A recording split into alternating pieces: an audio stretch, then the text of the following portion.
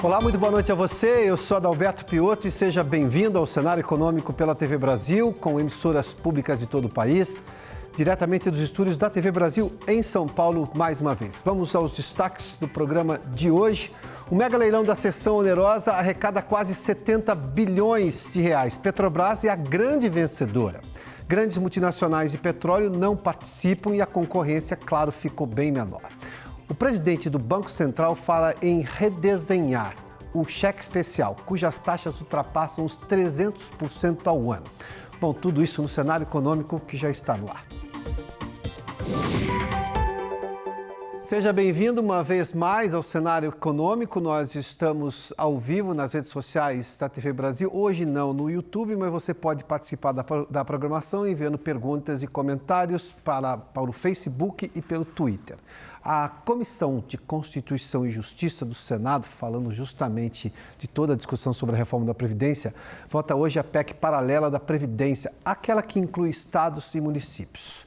O repórter Daniel Ito está conosco na capital federal e nos traz detalhes do andamento da votação. Daniel, seja bem-vindo aqui ao Cenário Econômico. Obrigado, Piotto. Boa noite a você, boa noite também a quem está nos assistindo. A PEC paralela passou pelo primeiro teste dela aqui no Congresso Nacional hoje. Ela foi aprovada, o texto do senador Tasso Gereissati, que é o relator da proposta, foi aprovado na Comissão de Constituição e Justiça do Senado Federal hoje de manhã e agora deve ser analisado pelo plenário da Casa, algo que pode acontecer ainda na sessão desta quarta-feira. Para quem não lembra, essa PEC paralela ela modifica alguns pontos da reforma da Previdência, a proposta original que foi aprovada aqui no Congresso no mês passado e que está aguardando a promulgação da Presidência da República. A PEC paralela que foi criada também para que a PEC original, a proposta original, não precisasse retornar do Senado à Câmara dos Deputados, porque uma proposta de emenda à Constituição, quando ela sofre modificação em uma casa, ela precisa retornar a outra até que ambas as casas do Legislativo consigam aprovar o mesmo texto. E a principal mudança da PEC paralela, como você falou, Piotto, é a inclusão dos estados e dos municípios no texto da reforma da Previdência, estados e municípios que vão poder optar por adotar ou não as novas regras para os servidores dessas localidades, dos estados e dos municípios. Outro dispositivo que foi incluído no texto pelo relator da PEC paralela beneficia os profissionais de segurança, como por exemplo os policiais e os guardas municipais, que vão ter regras diferenciadas de cálculo de idade mínima e tempo de contribuição para poderem se aposentar. A previsão de economia dessa PEC paralela que está tramitando no Senado é de cerca de 350 bilhões de reais nos próximos 10 anos. Somados com os 800 bilhões de economia com o texto principal, a economia total da reforma da Previdência ultrapassaria o 1 trilhão de reais nos próximos 10 anos. Caso a PEC paralela seja aprovada no plenário do Senado Federal, a proposta seguirá para ser analisada também pela Câmara dos Deputados. Piotto, voltamos com você. Obrigado, Daniel. Vamos fazer de novo essa conta, 800 bilhões já na grande reforma já aprovada da Previdência lá no Congresso, mais uma estimativa de 350 bilhões, tudo isso numa economia de 10 anos. Nós estamos falando de um valor de 1 trilhão 150 bilhões de reais, quase que a proposta original quando foi apresentada lá pelo governo. Bom, vamos falar de outro assunto. O presidente do Banco Central, Roberto Campos Neto, disse hoje em audiência na Câmara que o banco prepara uma reengenharia para o cheque especial, chamado por ele de modalidade de crédito emergencial. Aquele que as pessoas recorrem quando estão apertadas financeiramente para pagar uma conta, uma dívida inesperada. A reengenharia seria para reduzir as taxas acima de 300% cobradas pelos bancos no cheque. Acompanhe. O spread bancário é um tema que gera uma ansiedade muito grande em todos. Então, a gente gastou um tempo grande tentando entender o que era o spread bancário. Nós vemos que, entre custo de captação, inflação e inadimplência, o Brasil é bem parecido com os mercados emergentes, né? Não tem uma grande diferença, 4% contra 6,5% no custo de captação, inflação 3%, 3,7%. A inadimplência do Brasil não é muito diferente do mundo emergente. Mas quando nós olhamos o spread bancário, nós estamos falando de 3,8% no Brasil, 3,8% no mundo emergente e 18% no Brasil. Então, a pergunta sempre que fica é por que tendo variáveis macroeconômicas parecidas, nós temos um spread tão grande. No mundo emergente, se recupera 52% do crédito, uma vez inadimplido, e no Brasil se recupera menos de 15%. E, além disso, no mundo emergente se recupera esse crédito em 1,7 anos e no Brasil demora 4 anos. Então, basicamente, o que significa aqui? Imagina que no mundo de juros altos, se você recupera 15% e leva 4 anos para recuperar, no final você não recuperou nada, né? Porque isso aqui é o valor nominal. Então, basicamente, o crédito no Brasil, uma vez inadimplido, grande parte dele vira perda de principal. Então, isso é cobrado num spread, através de um spread mais alto.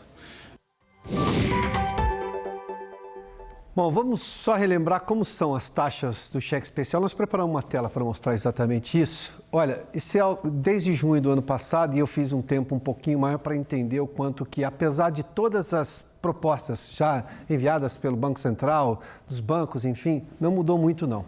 Em 2018, a taxa era de 304,9% ao ano. 304,9% ao ano. O que é ruim pode piorar. Em agosto de 2019, agora, chegou a 306,9% ao ano. Bom, mas não parou aí não. Agora, em setembro, chegou a 307,6% ao ano. O presidente do Banco Central fez 2 menções aí. Disse que as condições brasileiras são muito parecidas com as dos outros emergentes, mas o spread bancário, que é exatamente o custo de captação, ou seja, quando o banco empresta dinheiro a você, ele paga uma taxa e quanto ele cobra de você quando você empresta dinheiro dele. Ou seja, esse spread bancário é 5 vezes maior do que a média dos emergentes, o que demonstra claramente que há uma anomalia aí na relação dos bancos brasileiros com os clientes. Essa taxa do cheque especial é uma prova. Claro que tem cartão de crédito também, que está acima dos 300% também. E ele fez uma outra menção de um outro ponto de vista também, dizendo assim, bom, se o tempo de recuperação de uma dívida não paga por um cliente num banco é em torno de 1,7, ou seja, 1 ano e 7 meses no mundo, aqui nesses emergentes, no Brasil é de 4 anos. Mas essa dívida foi feita com que taxa de juros? Daí a pergunta que a gente sempre faz aqui no cenário econômico.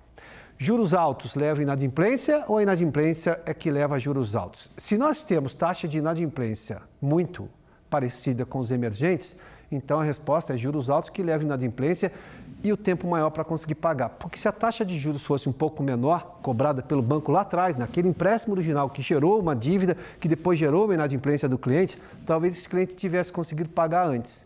Ou seja, é preciso que os bancos também compreendam o novo momento da economia. Os bancos não participam desse novo momento da economia. Há esforço de todos os setores passam por dificuldades. A gente divulga com muita frequência aqui no cenário econômico os balanços de várias empresas. Os bancos são sempre bilionários. As outras empresas sempre com dificuldade, sobe e desce. Será que só os bancos têm gente competente e capacitada para fazer a administração do negócio? Os outros setores não têm? Não. Tem uma anomalia nisso tudo e o Banco Central, ao que se vê, está, obviamente, encampando essa discussão para tentar mexer nessa taxa do cheque especial, que é esse empréstimo emergencial. Vamos seguir aqui porque a poupança, a modalidade de investimento mais tradicional do país, teve saldo negativo em outubro. Os saques superaram os depósitos. A Vanessa Casalino está conosco em São Paulo e tem detalhes. Oi, Vanessa, boa noite. Oi, Pioto. Boa noite a você, boa noite a todos. Em outubro, a retirada de recursos da caderneta de poupança superou os depósitos em 247 milhões de reais.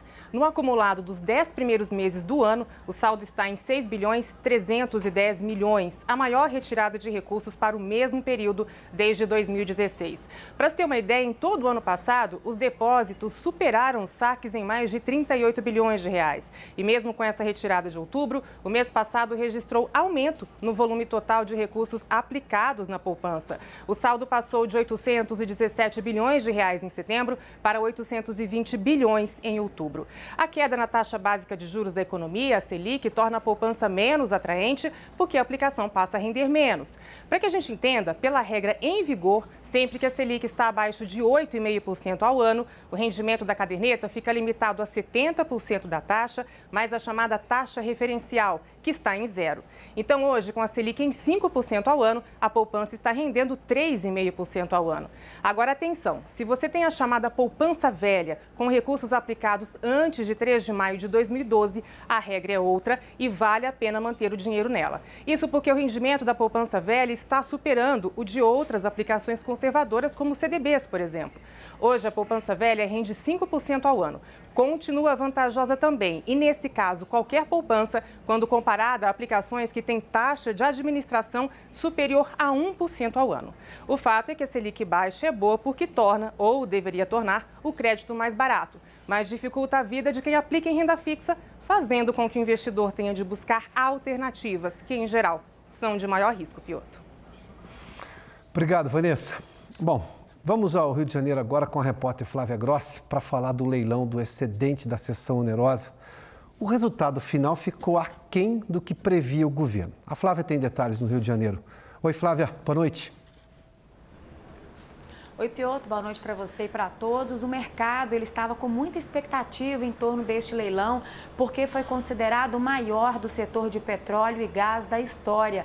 A rodada, realizada pela Agência Nacional do Petróleo, estava ofertando 4 áreas do pré-sal da Bacia de Santos, que faz parte do litoral aqui do estado do Rio de Janeiro. São elas Búzios, Itaipu, Atapu e Sépia. Das 14 empresas privadas e estatais habilitadas, 7 compareceram e o leilão foi dominado pela Petrobras. Em um consórcio com 2 empresas chinesas, a estatal arrematou a cobiçada área de Búzios, considerada a mais promissora já descoberta no Brasil. O consórcio foi o único a apresentar lance no bloco. A Petrobras também arrematou, desta vez sozinha, o bloco de Itapu, o segundo de maior interesse. Já as áreas de Sépia e Atapu não tiveram interessados. No total, foram arrecadados quase 70 bilhões de reais. Esse valor é 1/3 menor do que a União esperava com a venda de todos os campos. A expectativa era de 106 bilhões e 500 milhões de reais,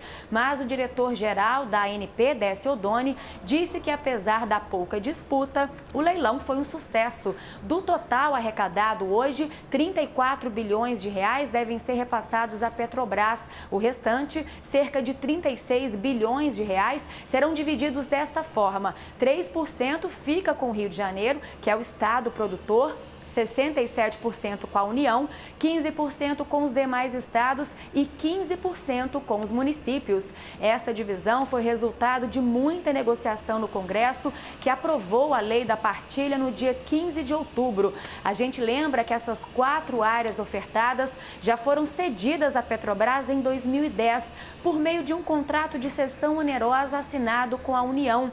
Por meio do acordo, a estatal pode extrair até 5 bilhões de barris de petróleo por 40 anos. Só que foram descobertas reservas ainda maiores nessas áreas. No leilão de hoje, foi negociado o direito de extrair o que ultrapassar esse limite de 5 bilhões, Piotr. Muito obrigado, Flávia. A gente vai voltar a falar um pouco mais sobre esse assunto. As ações da Petrobras oscilaram bastante hoje. Começaram o dia em alta e fecharam agora há pouco com uma queda de, uma leve alta de 0,10% a R$ 29,68 as ações preferenciais. A Bolsa caiu hoje 0,35% a 108.338 pontos. O dólar, esse sim, teve uma alta considerável, aliás, uma pressão muito forte no câmbio hoje. Alta de 2,22% a R$ 4,08. A gente estava falando de um dólar esses dias a R$ 3,99, subia para 4, 4,1, voltava a R$ 3,99, chegou a R$ 3,96 dia desses durante uma negociação intradia. O dólar foi pressionado justamente porque nós tínhamos a expectativa do leilão rendeu 106 bilhões. E, claro, com a entrada de capital estrangeiro, ou seja, das grandes petroleiras participarem do leilão, coisa que não aconteceu, a Flávia nos trouxe informação, isso seria uma entrada de dólar do mercado externo no Brasil que faria a cotação cair. Não foi o que aconteceu, porque não se sabe se a Petrobras vai usar os recursos dela aqui ou se ela vai se alavancar, ou seja, se ela vai buscar dinheiro lá fora, que daí sim seria uma entrada de dólares. Pelo sim e pelo não, o mercado especulador de dólar já jogou o dólar para cima a R$ 4,08 hoje. Bom, só que uma informação, eu tenho a participação, deixa-me ver aqui, do Ricardo Prado, ele diz sobre os bancos. Os bancos, o Banco do Brasil e o Caixa Econômica Federal, os bancos estatais, deveriam melhorar as taxas, assim impulsionaria outros bancos. Ricardo, duas questões, a gente fala disso com muita frequência. A gente está vendo isso na Caixa, por exemplo, com relação ao crédito imobiliário. Tem uma guerra ali para atrair o consumidor, o cliente. Mas imaginar que o governo vai fazer uma intervenção nos bancos estatais, como já foi feito no governo Dilma e foi uma tragédia, aí não vai funcionar, até porque é uma fórmula que dá errado, seria um intervencionismo estatal num banco que tira, por exemplo, toda a autonomia do banco. Foi um intervencionismo exagerado na Petrobras, sem contar também todo o crime que envolveu de corrupção, que fez a Petrobras ser o que foi tempos atrás e agora a empresa se recuperou, inclusive com capacidade para arrematar esses campos de petróleo hoje. Deixa eu só me ver aqui, o Marcelo Cardoso está conosco, ele estava perguntando sobre a Bolsa, sabe, teve uma influência sim, mas o dólar foi quem mais teve influência hoje, e o José Carlos Goulart, que está conosco também. Bom, daqui a pouco eu volto a falar um pouco mais sobre esse leilão e, claro, das expectativas para a economia brasileira, depois do intervalo. Já de volta com o cenário econômico, o economista Agostinho Célcio Pascalíquio é meu convidado hoje aqui no programa. Professor, seja bem-vindo aqui ao cenário econômico. Nós tivemos, hoje havia toda uma expectativa em relação ao leilão, embora ainda sejam 70 bilhões, o que mais chama atenção é a não participação de estrangeiros, das grandes multinacionais do petróleo. O senhor considera que foi um resultado ruim ou 70 bilhões ainda assim é um resultado bastante importante, levando-se em conta a magnitude do evento? Sem dúvida, eu acho que está devendo alguma coisa, da seguinte forma. Em primeiro lugar, não ter atingido o valor próximo a 110 bilhões significa que nós vamos ter que correr atrás desse valor no orçamento do próximo ano. E, em segundo lugar, a ausência de dinheiro novo, dinheiro estrangeiro entrando, também complica ou pode trazer algumas preocupações, principalmente dentro da relação internacional brasileira, num ano que, sem dúvida, não será fácil. Não será fácil nem em termos internacionais. Nós temos os Estados Unidos atravessando uma situação de transição e pode vir a ter uma pequena crise. E temos também um cenário internacional com players novos jogando de forma muito intensa. O caso da China, por exemplo, se bem que nós temos uma boa notícia, que é a expectativa de recuperação da Europa. Inclusive, uma expectativa também desse acordo parcial para tentar encerrar a guerra comercial entre Estados Unidos e China. Exatamente. Claro, no ano que vem ainda, a gente espera encerrar o capítulo do Brexit. Então, nós temos também, dentro da Europa, uma transição, mas, no geral, a Europa continental promete garantir um bom feito em termos de crescimento econômico. Voltando só ao resultado do leilão, muito aquém do que esperava o governo e da expectativa que gerou, mas se a gente olhar o noticiário dos últimos dias, a gente viu que algumas empresas saíram do leilão, já anunciaram que não iriam participar, algumas que reclamavam do regramento do leilão, do custo muito alto da participação da Petrobras em tudo e tudo mais. Agora, claro, isso parece que pode ter atrapalhado a participação estrangeira. Por outro lado, em outros leilões, em outras áreas de infraestrutura, mas também de petróleo, a gente tem visto uma participação grande de estrangeiros. Ou seja, foi esse leilão especificamente, porque a gente não está vendo um recuo do investimento estrangeiro no Brasil. Na verdade, tem se visto muito mais entrada e interesse no país. A nossa expectativa era de que a participação estrangeira seria muito intensa. O que nós teríamos em termos geopolíticos? O petróleo ainda continua sendo essencial, apesar do desenvolvimento tecnológico, principalmente na área de transporte, veículos elétricos, mas isso não vai inibir ainda o uso do petróleo por diversos anos. E o Brasil explorar petróleo em termos geopolíticos na área brasileira é uma tranquilidade de exploração tranquila, uma vez que não é uma área como, por exemplo, alguns países do Oriente Médio, né? Como na Venezuela, que guerra, com intervenção estatal, no México também, que tem uma postura muito mais à esquerda. Então, nós estávamos esperando uma participação intensa de diversos players nesse mercado. Então, isso está refletindo uma mudança geopolítica, inclusive de algumas empresas com relação à exploração de petróleo. Em segundo lugar, sempre é interessante observar que essa diminuição de parceiros internacionais pode reduzir um pouco a intensidade comercial que é natural, uma reciprocidade grande, principalmente porque os valores de petróleo comercializados no mundo são grandes e o comércio é uma via de mão dupla. Maior intensidade de valor, maior intensidade de comércio. O senhor fez menção aí a dois aspectos de geopolítica em relação ao petróleo, que primeiro, a condição brasileira por não ser um país envolvido em guerra, não ter animosidade externa, ou seja, nós não temos problemas com isso e seria muito tranquilo explorar petróleo aqui. O regramento pode ter espantado ou não. Mas, por outro lado, eu tenho também... a gente não vive uma crise de petróleo, a gente não vive um problema de escassez. O próprio Brasil é prova disso. Nós não éramos produtores de petróleo do tamanho que somos hoje 20 anos atrás. Sim. E nós estamos tendo um momento de não escassez com um aumento de uso de energia alternativa. Isso não é um risco e o Brasil não perdeu o momento de fazer esse leilão talvez 5 anos atrás, onde seria talvez muito mais chamativo? O que nós tínhamos há 5 anos atrás era uma situação tecnológica de exploração em águas profundas totalmente diferente da atual. Consequência, naquela época, há 5 anos atrás, nós considerávamos o preço algo em torno de $70 de custo de exploração em águas profundas, no caso do pré-sal. Hoje nós estamos trabalhando com quase 1/3 desse valor. A tecnologia evoluiu. Esse é um dos motivos pelos quais não acho errado, não considero errado e até oportuno o período de venda, de negociação desses postos. Foi um período adequado, considerando principalmente os custos. A expectativa futura do petróleo é que pode ser incerta diante da próxima evolução, do próximo degrau tecnológico, principalmente que nós deveremos ter na área de transporte.